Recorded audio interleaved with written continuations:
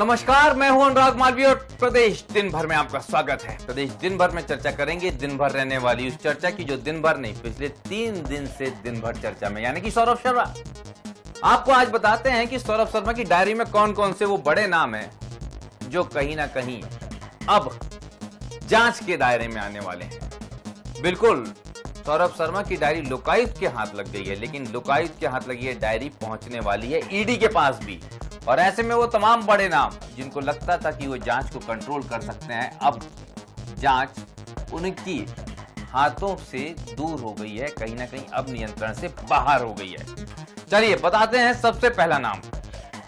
इसमें है मध्य प्रदेश के एक senior most retired IAS officer का नाम।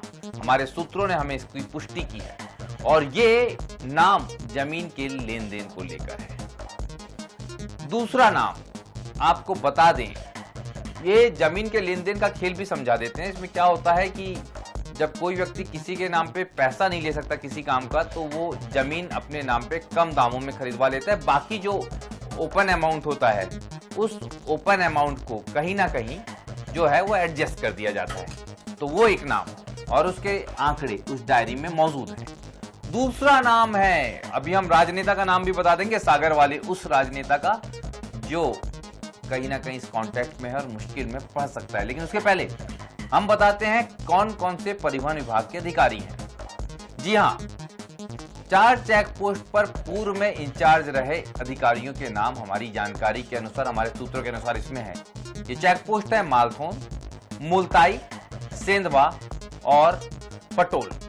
इन चेक पोस्ट पर जो अधिकारी कभी इंचार्ज हुआ करते थे, उनके संदर्भ में भी कुछ हिसाब किताब उस डायरी में लिखा गया और ये हिसाब किताब लाखों में नहीं करोड़ों में। चलिए अब बात करते हैं उस सस्पेंस को खत्म करते हुए राजनेता की।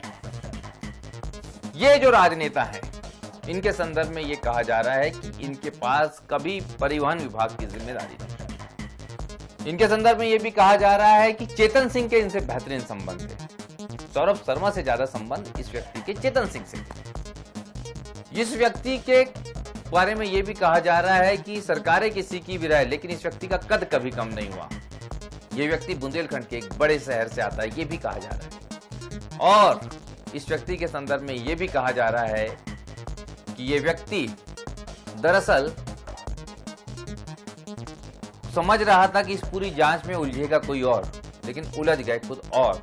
असल में पिक्चर बदल गई है, क्योंकि रिसेंट ट्रांजैक्शंस जिनके नाम पे हैं वो डायरी अब तक के जांच एजेंसियों के हाथ लगी है और रिसेंट ट्रांजैक्शंस में जिस व्यक्ति का नाम है वो राजनेता अब मुश्किल में पड़ने वाला है। हालांकि अब ये बात निकली है तो दूर तक जाएगी। मुझे दीजिए इजाजत, नमस्कार, धन्यवाद।